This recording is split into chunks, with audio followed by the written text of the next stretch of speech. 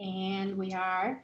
So, hello everyone. Welcome to our session today. Um, it is a very sensitive topic that coaches in Agile world are still learning and sometimes forget to use it. It's about the coaching agreement with our clients.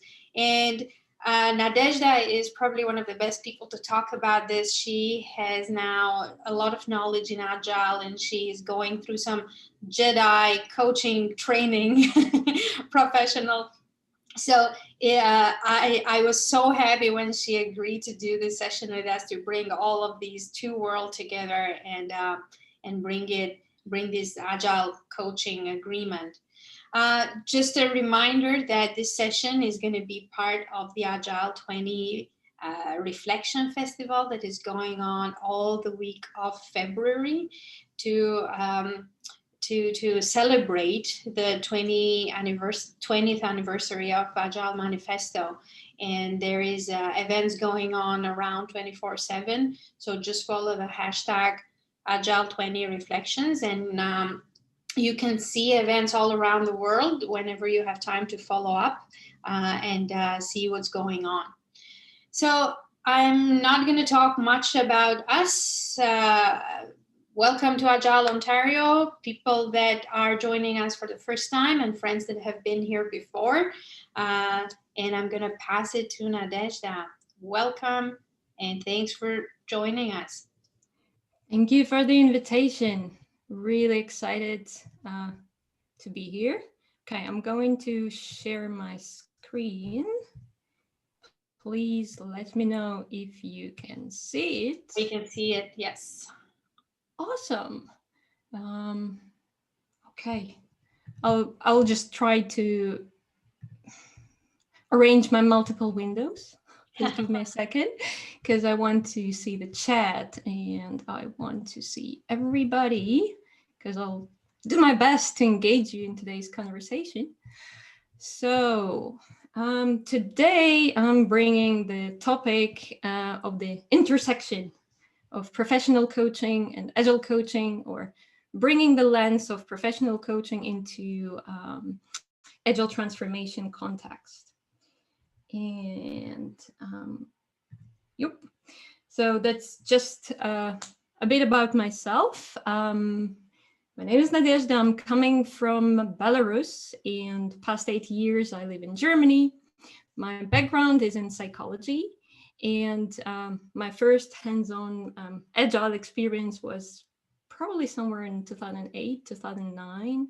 And for the past few years, I'm primarily focused on the enterprise level of business agility transformations and organizational development, and executive coaching, team coaching is a part of what we do at my company Agile now. There are also a bunch of other things and amazing places where I try to contribute a lot, including Business Agility Institute and Agile Alliance and some other amazing places. So let's get started. To keep it simple, really simple, there are three main things I want to share and discuss with you today. Is what is actually an Agile coaching agreement, why it is important, and what to consider when you create one. How do you create one? And before we dive super deep into setting the stage, I would like to invite you to use the reactions in Zoom to indicate, like, I'm really curious, are there any professional coaches on the call today? Or if you were coached professionally, or you were coached by a coach. You can use either reactions or like indicate if you're on video. Okay, we have a few people. Okay. It just will help me to understand how deep to go maybe into certain aspects. Okay, so now as we move in, I have a question. If you can I don't know, there are quite a few of us, so it's all right to mute yourself and say a few keywords. I'm curious about some maybe recurrent challenges that you notice in Agile coaching. Because I prepared quite a few, but I'm curious to hear from you. Okay, there's a chat. Oops, sorry. Back. Too fast. Okay, I opened the chat. Oh, okay. That was a good question from Mark about a freelance agile coach. What does that count as a professional coach? What I mean by professional coach is most of the time associated with International Coaching Federation or European Mentoring Coaching Council. Okay, so I see a few more things popping up in the chat about the challenges: fear of change, exceeding curiosity for better. Okay. So organization hires us and then we coach someone who might not have chosen for that. Okay, coaches won't commit to change. Ooh, cool. I couldn't foresee that. I just added to this slide some of the things I noticed or I found myself once in a while around. Would be great if you could at the top of your screen select the options and choose from the drop down annotate, and from annotate select a stamp and maybe put the stamp to the areas where you noticed or where you can relate. Oh, we are hired to coach the other people. Yay, coach is hired to bring in magic, fix without changing anything. Yay. Oh, there is a cloud that I call what the hell, where I personally even struggle to give it a name. Okay. So yeah, I can see you also can relate to some of the life experiences as an Agile coach. I'll just, quickly expand things, saying that lack of support from leadership, at least in my experience, was something along the lines like, just go do your magic, leave us alone. Or resistance in any shape or form, from unconscious avoiding to actually proactive sabotaging of the coaching efforts. Lack of buy-in is when you can literally sense that before you even started, somebody already decided that's not going to work. Unrealistic and conflicting expectations when, for example, you as a coach being dropped on the team, and this is the fix them request, and the team believes, well, we are actually doing fine. Can you fix the management for us? Lack of organizational development ownership is what I at least expected, had the conversation when one of the sponsors asked, aren't you supposed to transform us? Meaning like you're doing all the work. and we're just there, okay? So unclear mandate and boundaries is where you're literally finding yourself in a situation where you cannot identify who is your client in the organization because it's so blurry and ambiguous. With the constantly shifting or inconsistent definition of success, priorities, and scope, I think it's pretty obvious. And excessive focus on frameworks and methods. I guess we've more or less all been there. All right. So I want to ask you one more question. It's all setting the stage. oh, okay. So how do I annotate, clear all drawings? Okay. Can you see my screen well? Okay. So another question.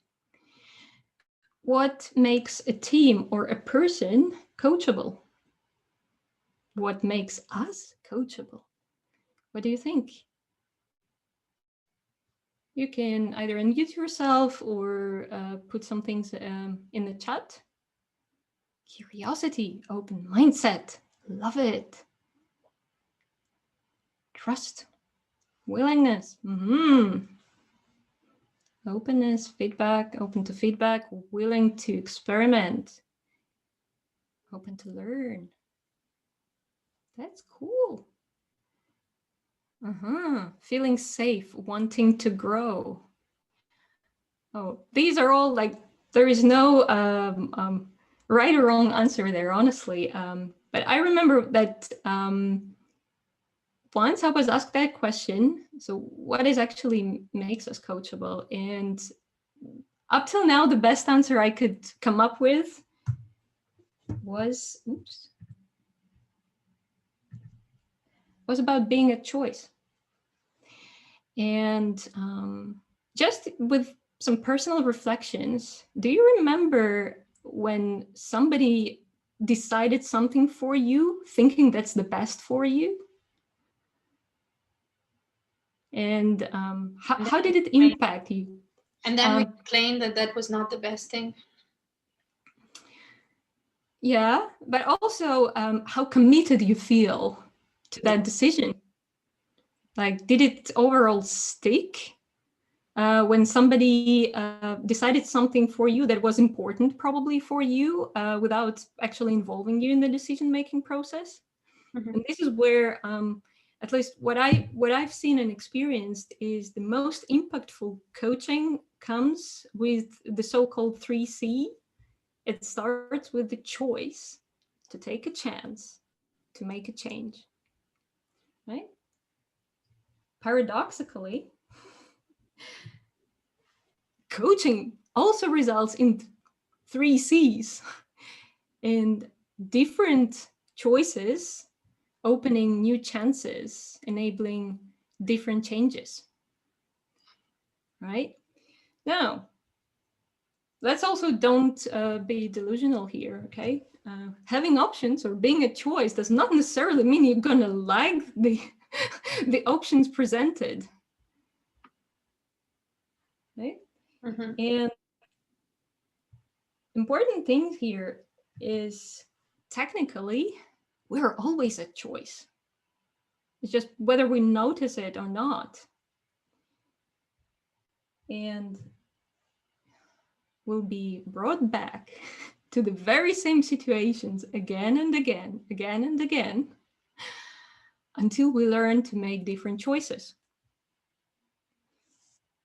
So, to sum it up to our today's topic, I truly believe that coaching agreement is all about framing our choices.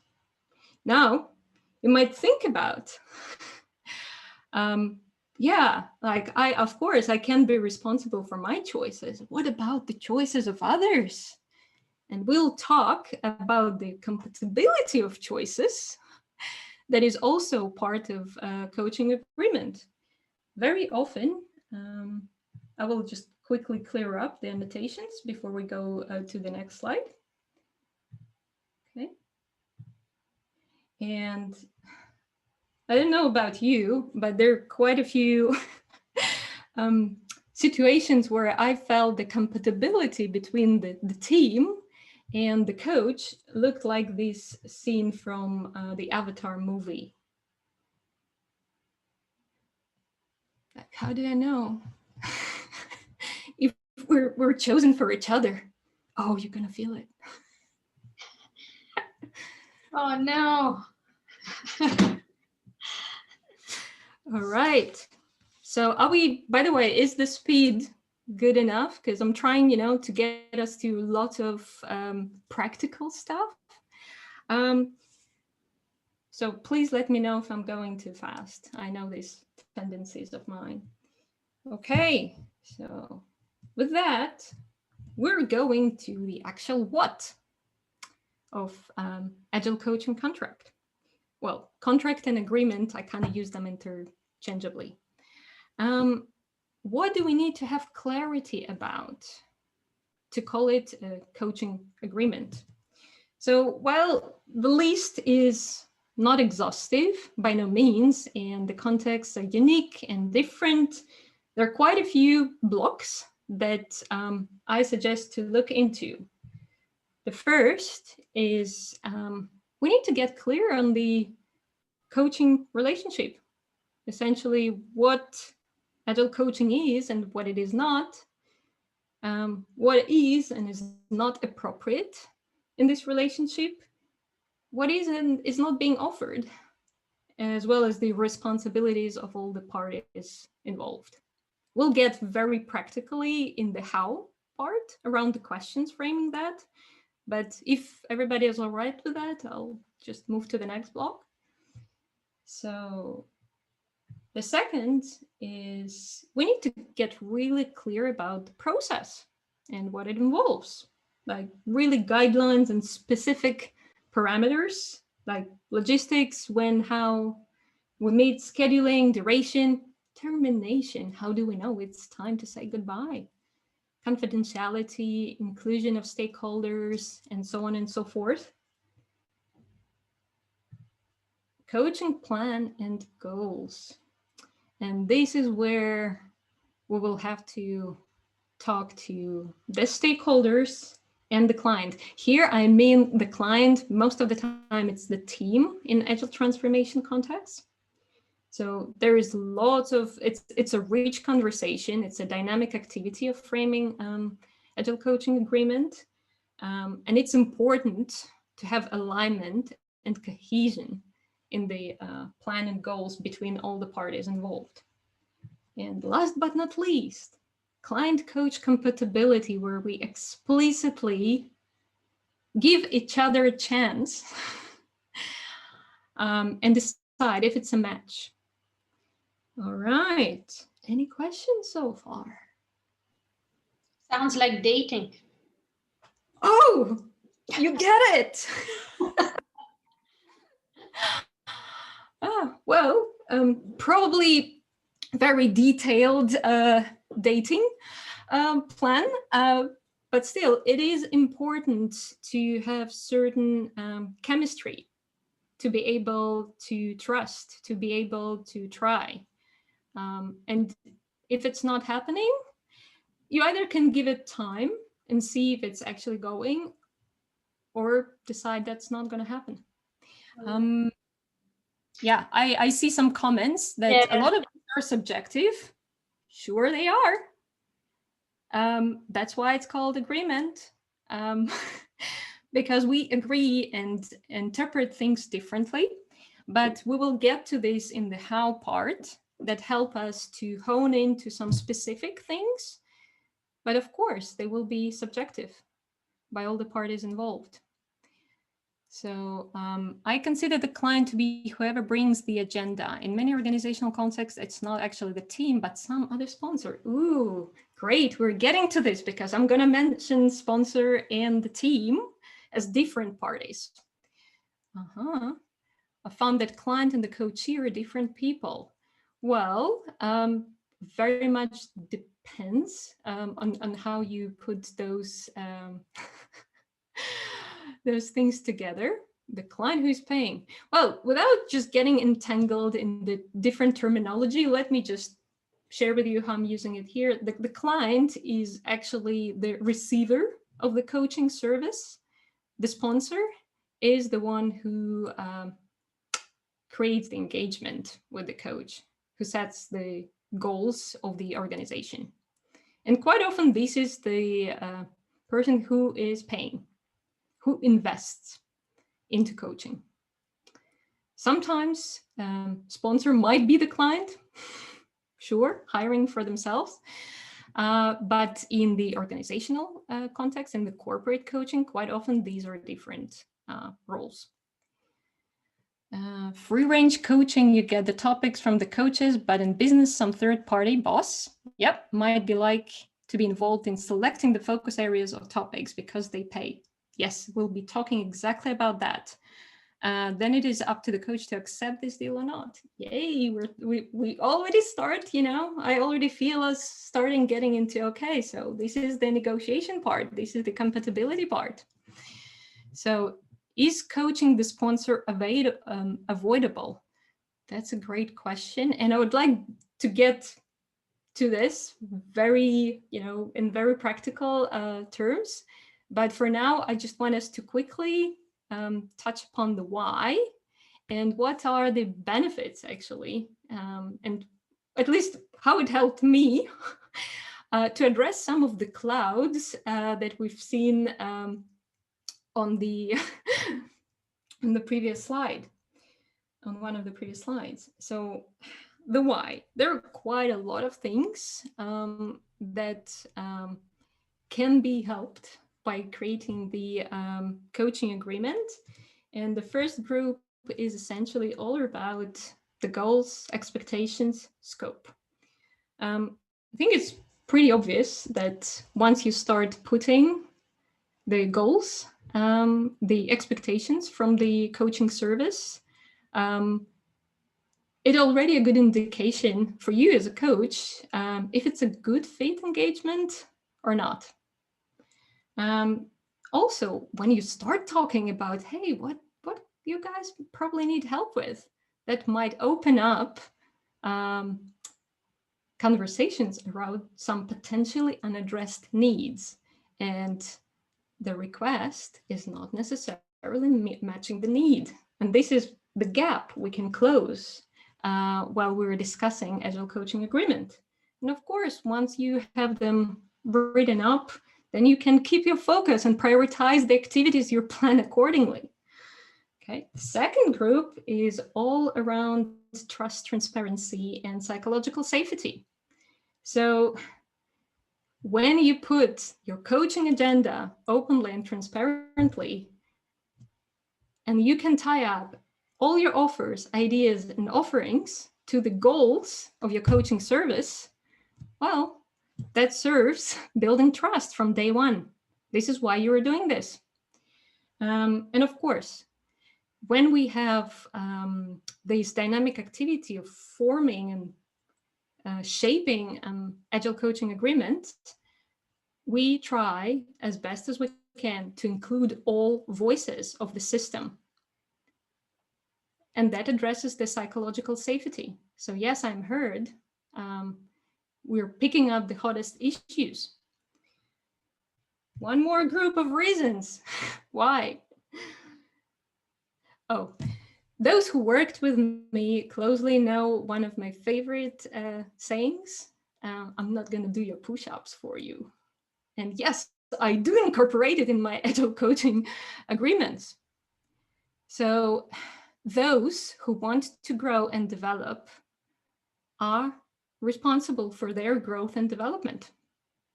You cannot make someone grow. You can try your best to provide your competency and create conditions conducive to agility.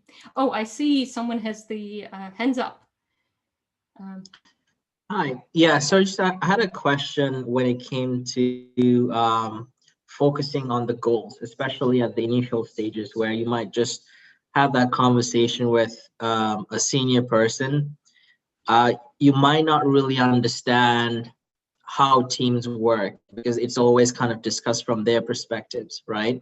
So you might not understand the various kind of systems. How would you initially, when you're writing these agreements at the initial stages, come up with these goals and focus on these goals? Because later on, as you might start with the whole coaching process, you might discover all these other things that you might feel are more important or fundamental. Absolutely. That's a great question. Thank you. First and foremost, Agile coaching agreement is not set in stone. We write it in sand.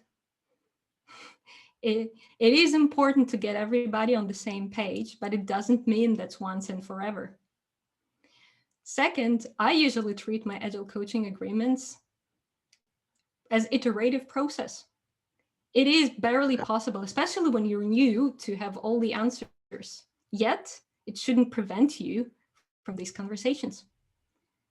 Because Gotcha. if we Cool. always postpone the discussion until we have enough information, we never have this conversation. Because there is never enough information, and there is ever-involving context. So I don't know if it answers your question, but I will be talking specifically about some practical steps. Okay. Awesome. Thank you. Right. Thank you. So yeah, and I'll just continue with the whys. We try to nurture the commitment to change by first asking, okay, you guys, these are your goals. What are you willing to try to achieve to those goals? So that they're committed to their change, not that you are working on them. Now, that's one, the group of partnership relationships and healthy boundary and necessary distance is probably my favorite one, because I personally struggle with that a lot. Coaching relationship is a very special type of relationship where you need to be an effective coach. You need to keep certain distance to the client in the service of objectivity, because this is the role that mirrors the system to itself. Of course, we become part of the system, and yet it's part of our stance, it's part of our responsibility to keep the necessary distance to be of service, of better service to our client. And when we discuss the agreement, it is really indispensable means of bringing this partnership aspect into focus. And two more. I've composed quite a number of these coaching agreements, and if anything, something that never failed me, honestly, is that the whole process of discussing Agile coaching agreement is almost 100% guarantee litmus test on how the further coaching engagement will go.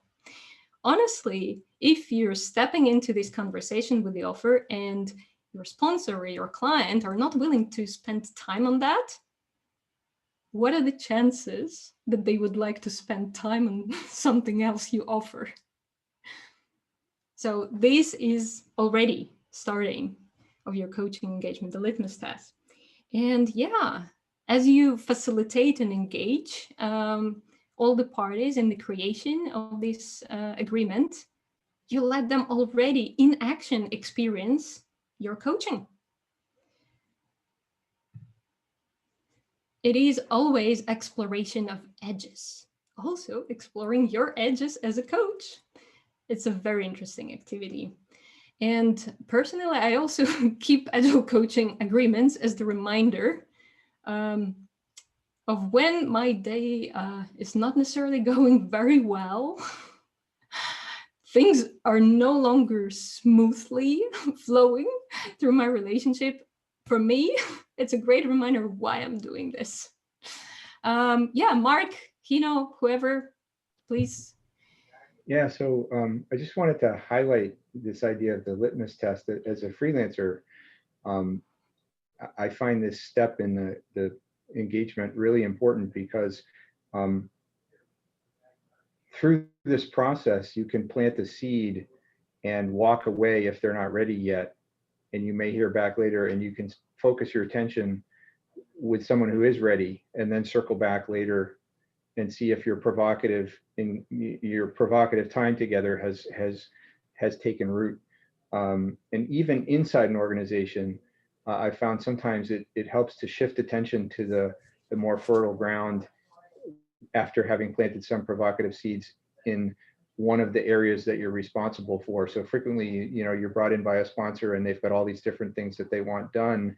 And sometimes you can just plant a seed with this kind of initial engagement and move on to where you might be able to get some early wins, and then circle back to that more difficult area. Thank you. That's very valuable indeed. That's really, really good point. Thank you, Mark. Yeah, so my question was related. My question was, so do you walk away? Indeed, if you realize, well, hey, we can't come to this agreement, we don't have an honest conversation about this, do you walk away, or are there other strategies that you can use to recover from that? That's also a great question. First and foremost, I very often notice that in Agile community, for very good reasons, we are very much obsessed with relationships because they're most impactful. They provide the most long-lasting, sustainable change. But there is another way. You can employ transactional approach. So because not every engagement has to be relational.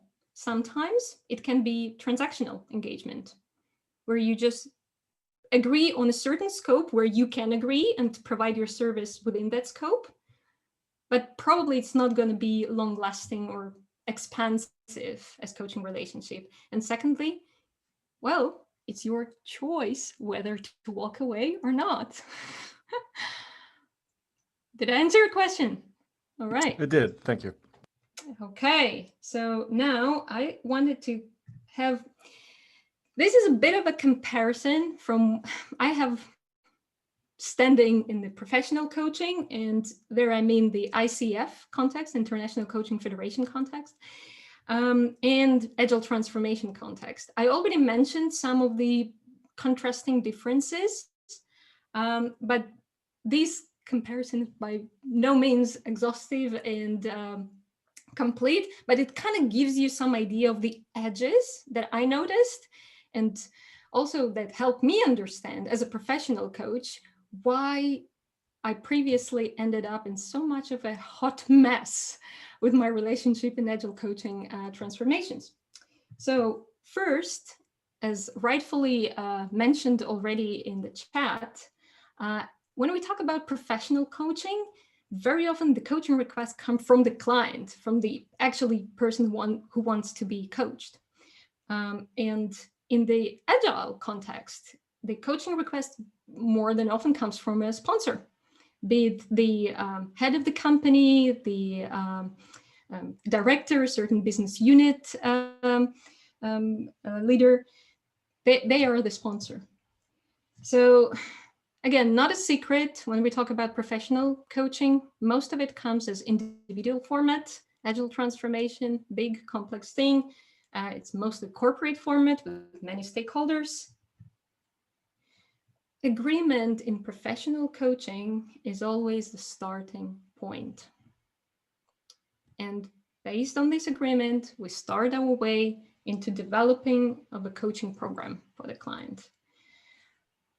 I'm not saying that's always the case, but practically coaching agreement around, okay, so what are you hoping to achieve with the coaching support? How you know you are there, how we're gonna have check-ins along the way to understand whether Agile coaching adds value or not. They're practically absent in Agile coaching, in Agile transformation context, unless there are some specific oral agreements with the sponsor of what kind of return on investment they expect. So professional coaching has a very, very specific code of conduct. And conflicts of interest are almost inevitable in Agile transformation. And with this, I'm not saying it's always going to be this way. Recently, Agile Alliance launched the Agile Coaching Ethics initiative. So I encourage everybody to take a look. It's work in progress, but I'm happy to see this trend, this movement. We'll talk about this also when we'll discuss triangulation. And last but not least, the outcomes are within a client area of responsibility when we discuss professional coaching. So the client is responsible for their outcomes. While in Agile transformation, some of the outcomes are quite often shared with the client, the team, by the Agile coach. Now, because I mentioned the conflict of interest, what is really important to mention for all of these Agile coaching contracts, Agile coaching agreements to work, is the so-called no triangulation rule, meaning we do not work with the indirect information. We do not seek for it. For example, a coach inquiring in a whisper, a sponsor, hey, do you have any complaints about the team? This is no.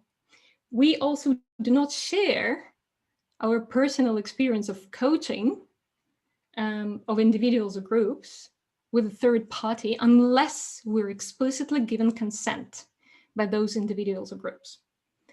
And we do not act on behalf of the indirect information without first-hand exploration, because this is how it usually ends up. This is the triangle that we're trying to collapse. Oh, okay. I will share the slides if you want. Meanwhile, are there any questions? Can you relate? I definitely can. The invitation is, do not get caught in the middle. Triangulation can look very innocent as water cooler talks. Be very, very aware of what kind of information and how it goes. Because as a coach, just imagine, you wouldn't be probably happy if your client, the team, for example, has some feedback to you, but instead of talking to you about what they're not particularly happy about, they escalate it to the sponsor. This is triangulation. So that said, we're going into the how. And the how doesn't mean I have all the answers. Honestly, I don't. I'm still trying to figure this thing out. Yeah, I know, Hina, I'm disappointed as well. But I guess it's more about the questions that we shy away from rather than about the answers. And yes, in the beginning of the engagement, it might be really hard to start with this, as Mark mentioned, provocative questions. But if we miss this critical point, it ends up in pain for everybody involved. Okay. With that, let's go into how we actually do that. Again, I'm just willing to share some questions that I asked and why I think they're important. And you're more than welcome to unmute and add up from your experience, whether you find value in this or not. So the first question that I usually start with is actually getting aligned on what Agile coaching is and what it is not. And it is equally important to focus on what it is, as well as on the not part. Because focusing on the negative side also highlights some potential concerns that the team and the sponsor might have, or some not so happy past experiences. Okay, so you can ask, what does Agile coaching mean for you? Have you worked previously with an Agile coach? And if yes, what was that experience like? And how do you know you're ready to work with an Agile coach? And many other questions you can explore here. Any more questions there, or I just go next? And whenever you have questions or comments, you just unmute. What would be best? Okay. So then we do not come in and say, hey, you know what? I know how I'm going to fix you. We start with the questions.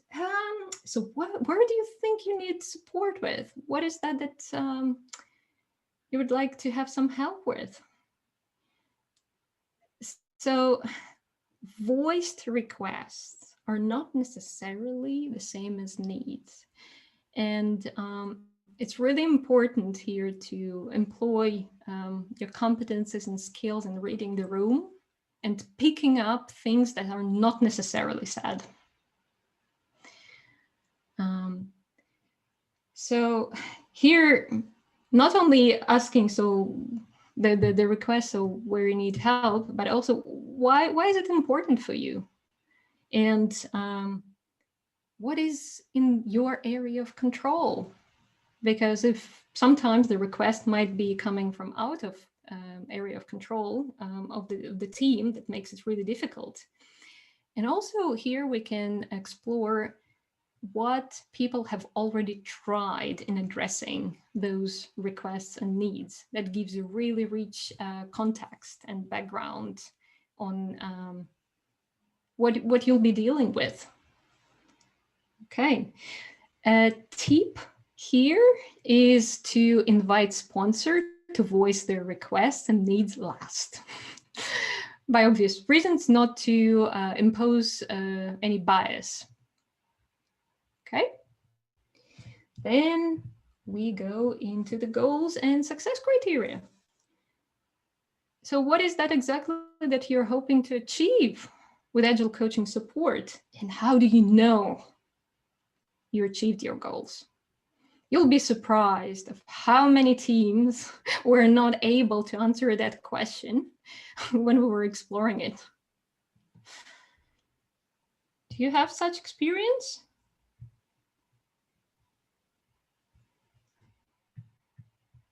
Everybody's always clear. We know what we want.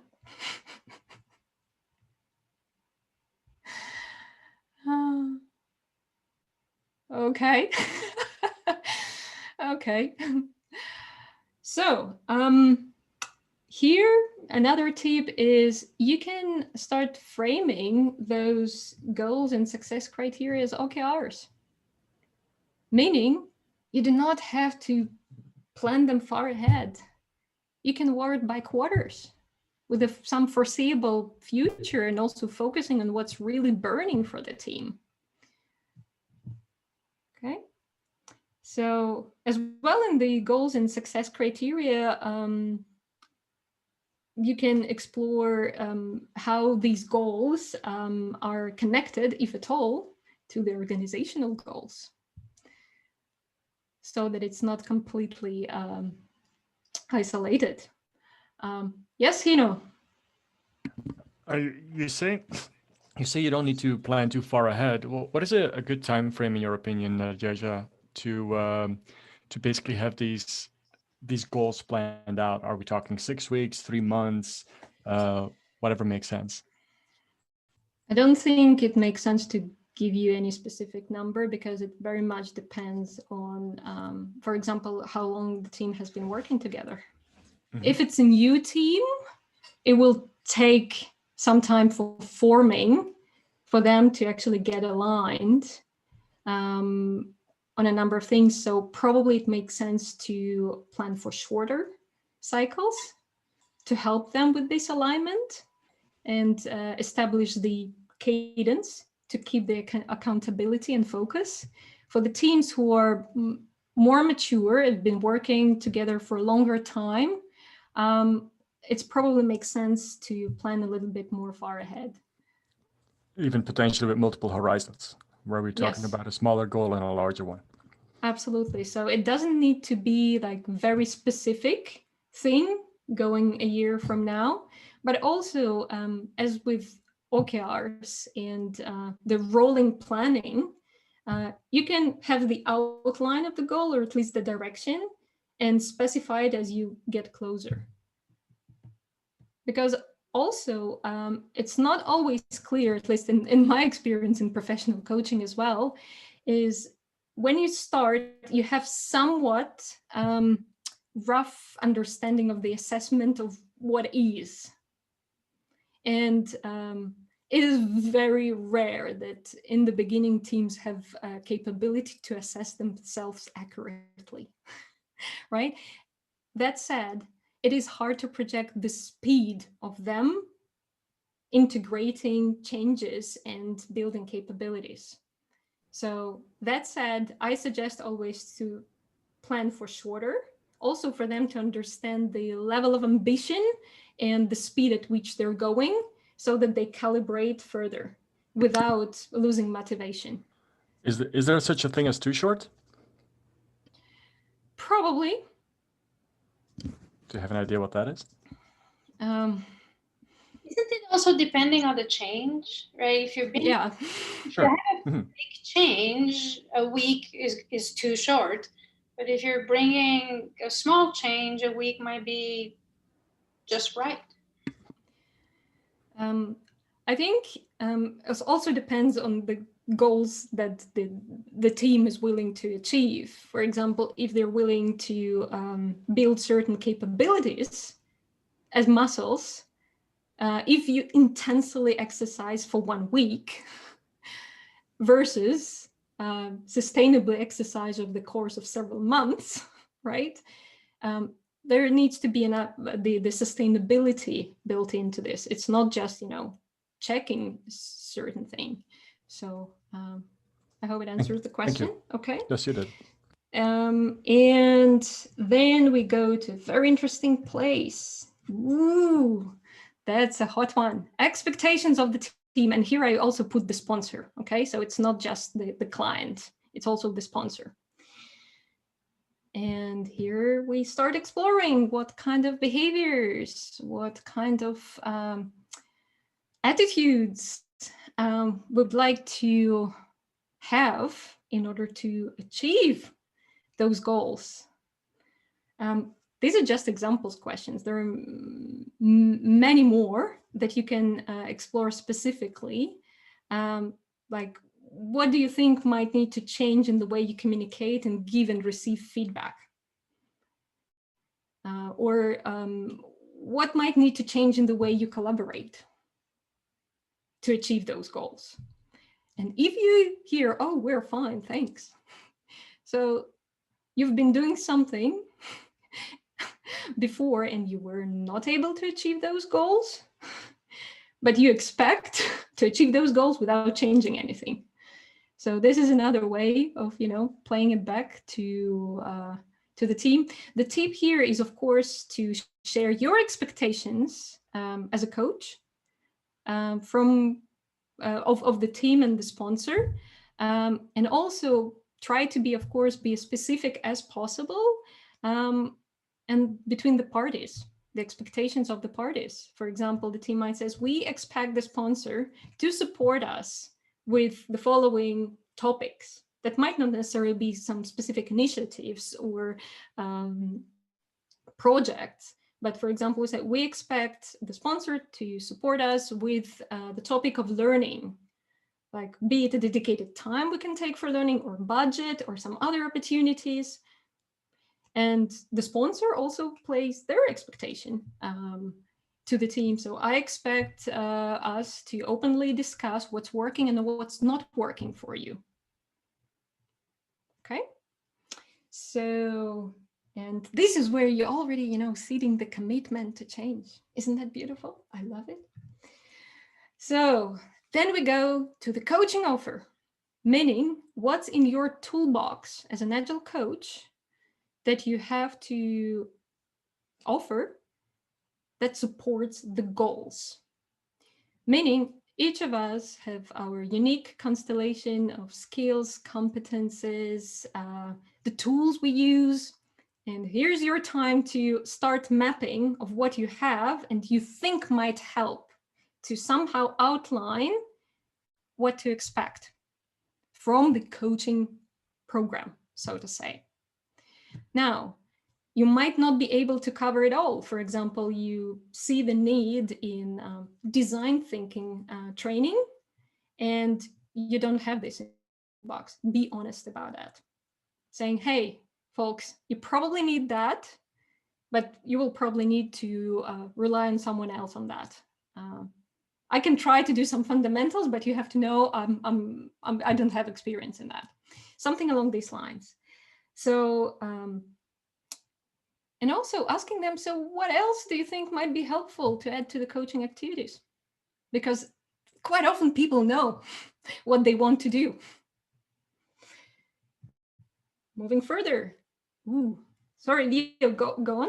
you have a question? Yeah, Nadezhda, you just told us a little bit earlier that you want to squash the triangle. You don't want to have the triangle, but having this discussion and having whatever you show here in this slide, you just established the triangle. And maybe people will get used exactly with that kind of environment where you have the triangle. And we know that's bad. So how do you actually put together the triangle at the beginning and then you split it apart? I don't see it as a establishing triangle, just the opposite. You put the sponsor and the client in one room, and you have this conversation with everybody present. Okay, but then when you get the requests and the needs and goals and success criteria, those you say they should come from the sponsor, but you want them No, they to be come from the team and the sponsor. I said that these expectations, and I put the sponsor there too. So the sponsor Okay. says, okay, folks, I really need you to be able to deliver that. It's really crucial for our business unit. And the team says, well, okay, we get it. But for us to be able to get this, we need the support from you on this and that. No, I agree. Mhm. I think it's a very good answer. Thank you. No, I really agree. And the most important thing you just said it. Everybody should be in the room, so the triangle doesn't grow up from here. Absolutely. Okay. And Good. more often, honestly, you will face the situations where you bring these people in one room, physical or virtual, and they cannot agree. You do not let it slide. What you can do in this case, you can say, okay, folks, I see we are not fully aligned there. Can I offer you my help in facilitating the conversation, in finding the common denominator? Yes. So then you do not go from there just to create the agreement. You make sure you bring them all together, because otherwise you'll be pulled in all kind of directions. Everybody will be miserable. I agree with that. I agree with that. So you have to be careful from the beginning not to create that kind of situation. Absolutely. Okay, thank you. Thank you. So are you then playing the role of a facilitator here rather than coach? I think it's kind of a blurry lines. You can facilitate the conversation of the parties who are disagreeing, but you're also in the coaching role asking powerful questions and putting the emphasis on responsibility of making choices to the respective parties. Does it answer your question?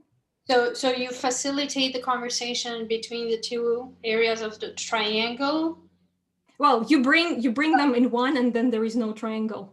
Yeah. You work with them as the system that potentially have different caliber of goals, and you make sure that they're aligned, and you list this. But now you are coaching them together.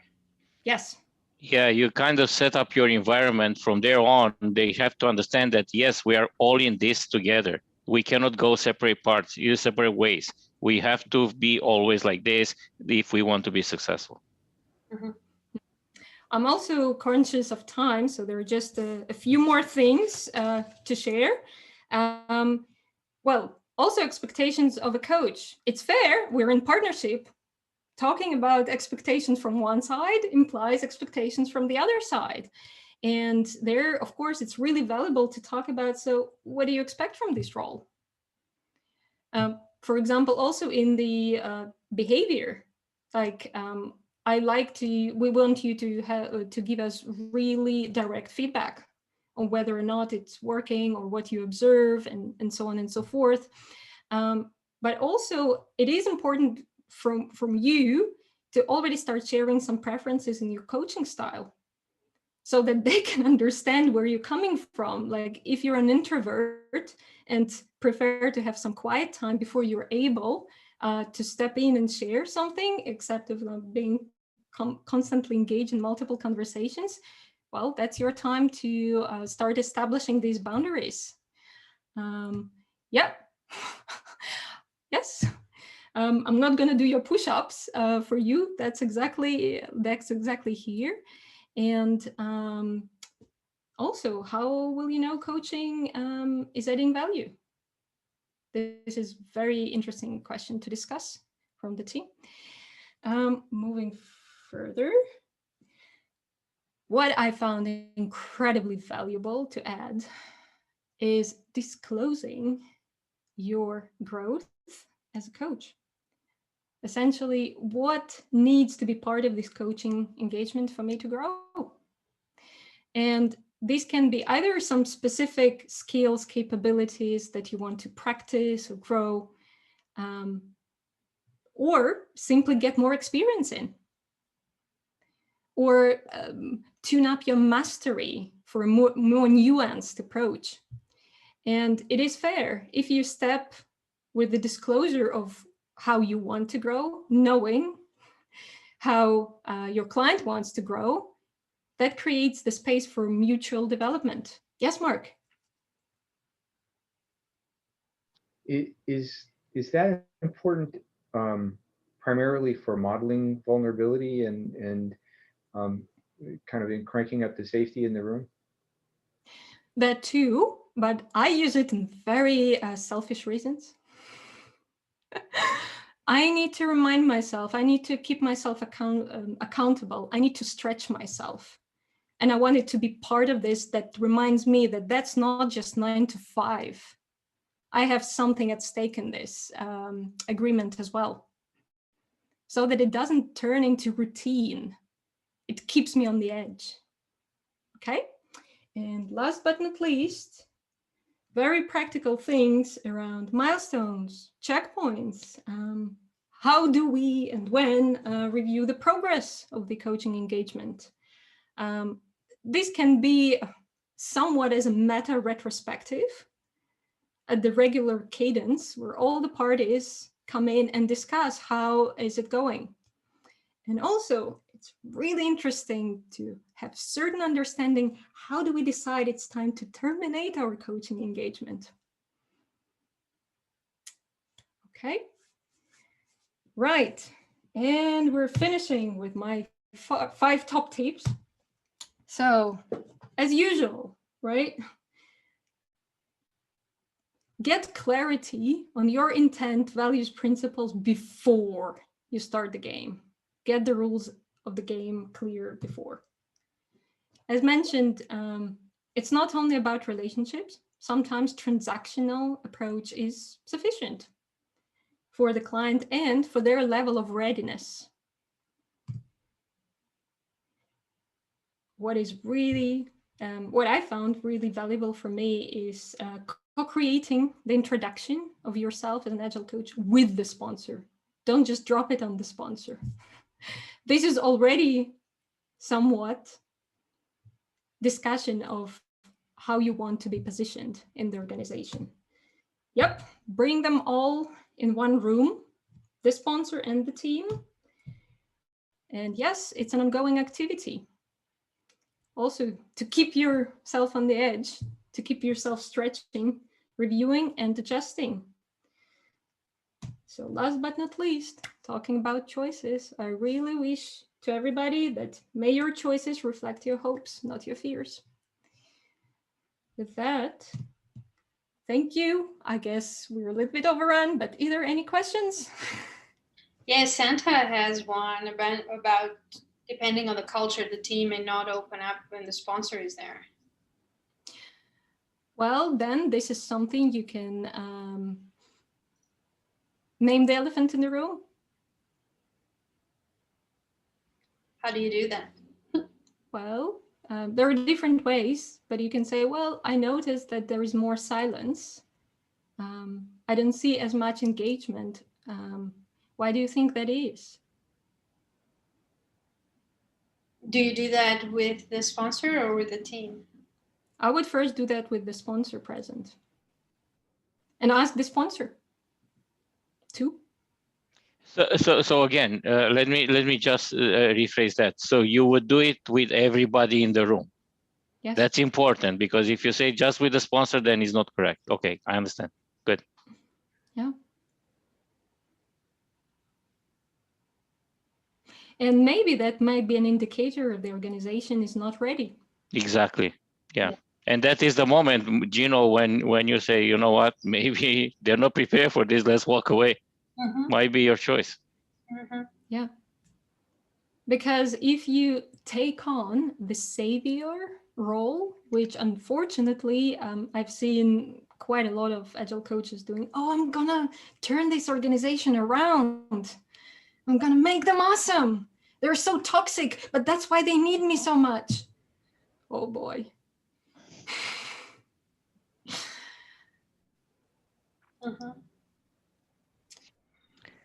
Okay. Okay. Any last minute thoughts? I know it is time. Actually, I was on mute. I was kind of focalizing my thoughts. Mark talked about it earlier as well. We have situations, or we have had situations where we actually walked away because we could not agree on how we would coach and what was necessary for us to be successful as well. We walked away. The company the company basically crawled the market and tried to figure out if there were other coaches that they could benefit from. They hired those other coaches, the same ones that we rejected, that we believe did not fulfill their need. And 3 months later, they were knocking on our door and they said, "Yep, I think you were right 3 months ago. Let's try this all over again." And we had a way better relationship. Yeah. I walked away a number of times, and that's the best. Sometimes that's the best you can do. Yeah. Okay. Well, Nadezhda, thank you so much for your Thank you. insights. And people are posting here that they really liked it and they find it very insightful and thought-provoking. So thanks so much, everyone, for joining us. Thanks for the questions, for the conversations. And Nadezhda, thanks for leading this talk. Thank you. Have a great rest of the day, the evening, wherever you are. Bye, guys. See you next time. Thank you. Thank you. Bye. Thank you. Bye-bye. Pleasure meeting you all. Welcome. Okay, Nadezhda, good to see you again.